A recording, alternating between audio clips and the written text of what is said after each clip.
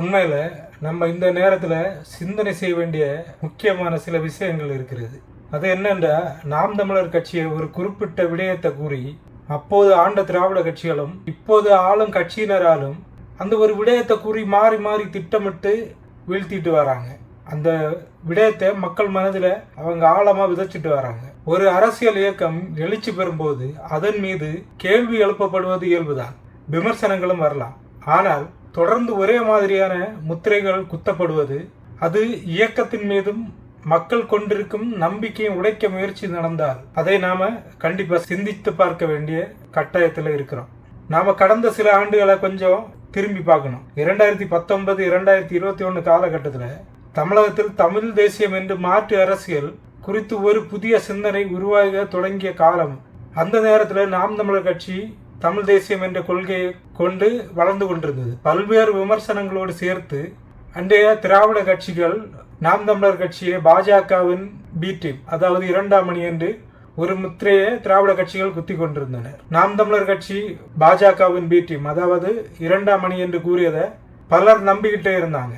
ஆனா ஒரு கேள்வி மட்டும் நம்மிடம் இருந்திருக்கணும். ஒரு கட்சியின் கொள்கையை பற்றி நம்ம விவாதிக்காமல் அந்த கட்சிக்கு ஒரு முத்திரையை குத்திவிட்டாலே அதன் அரசியலை நிராகரித்து விடலாமா? அதற்கு பிறகு மாற்று அரசியல் குறித்து இளைஞர்கள் சிந்திக்க தொடங்கிய போது இன்னொரு அரசியல் மாற்றம் உருவானது. அந்த அரசியல் மாற்றம் திரைப்பட துறையில் இருந்த ஒரு நடிகரால வந்தது. அவரை சுற்றி அந்த தமிழகத்தில் இருக்கிற ஊடகங்களும் சரி, பல சமூக ஊடகங்களும் சரி, அந்த நடிகரை சுத்தியே அரசியல் எதிர்பார்ப்புகளும் அவங்களாவே கட்டமைத்து உருவாக்குனாங்க. அப்போது இப்போ ஆண்டுட்டு இருக்கிற கட்சிகளால நாம் தமிழர் கட்சிக்கு ஒரு புதிய முத்திரை குத்தப்பட்டது. அது என்னன்னா, திமுகவோட பி டீம், திமுகவோட இரண்டாவது அணி என்று முத்திரையை குத்தும் வேலையை அவர்கள் பார்க்க ஆரம்பிச்சாங்க. இது எப்படின்னா, ஒரு இயக்கத்தின் கொள்கையை விவாதிப்பதற்கு பதிலாக அதன் மீது ஒரு அடையாளத்தை ஒட்டிவிட்டு இவர்கள் பிஜேபியின் இரண்டாவது அணி, திமுகவின் இரண்டாவது அணி, இப்படியெல்லாம் ஒரு முத்திரையை குத்தி விட்டு மக்களின் பார்வை அந்த முத்திரைக்குள் அடைத்து விடுவது. இதை பார்க்கும் போதும் மீண்டும் ஒரு கேள்வி உங்களிடம் வருகிறது. நாம் உண்மையிலேயே சிந்திக்கிறோமா, அல்லது யாரோ ஒருவர் நமக்காக உருவாக்கிய அரசியல் கதைகளை மட்டுமே நம்புகிறோமா? இன்று நாம் தமிழர் கட்சி மீண்டும் எழுச்சி பெற தொடங்கினால் நாளை இன்னொரு முத்திரை வரலாம். நாம் தமிழர் கட்சி காங்கிரசின் இரண்டாவது அணி, இப்படி புதுசா அவங்க சொல்ல ஆரம்பிக்கலாம், அந்த முத்திரையை குத்தலாம். அப்போது நாம் என்ன செய்ய போகிறோம் அப்படின்றத என்னோட கேள்வி. மீண்டும் அந்த முத்திரையை நம்பி ஒரு அரசியல் இயக்கத்தை நிராகரிக்க போகிறோமா, அல்லது முத்திரையை விட்டுவிட்டு கொள்கையை பேசுங்கள், செயல்பாட்டை பேசுங்கள், அரசியலை பேசுங்கள் என்று கேட்க போகிறோமா? இங்கேதான் மிகப்பெரிய வேதனை இருக்கிறது. இந்த பொய்யான பரப்புரைகளை மற்ற கட்சியினரை விட நம்முடையவர்களே அதிகமாக நம்புகிறார்கள் என்பதுதான் வேதனை. நம்முடைய அரசியல் எதிரி யார் என்பதை விட நம்முடைய சிந்தனையை யார் கட்டுப்படுத்துகிறார்கள் என்பதுதான் இங்கு முக்கியம். நாம் கேட்கிற ஒரு செய்தியை, அந்த செய்தியை நம்ம கேட்டவுடன் நம்பிவிடக்கூடாது. ஒரு சமூக வலைதள பதிவை நாம் பார்க்கிறோம் என்றால் பார்த்தவுடன் அந்த செய்தி உண்மைதான் என்று முடிவு செய்து விடக்கூடாது. ஒருவர் சொன்னார் என்பதற்காக ஒரு இயக்கத்தை ஆதரிக்கவும் கூடாது, எதிர்க்கவும் கூடாது. நாம சிந்திக்க வேண்டும். ஏனென்றால் இது வெறும் தேர்தல் அரசியல் அல்ல, இது நம்முடைய எதிர்காலத்தை பற்றிய கேள்வி.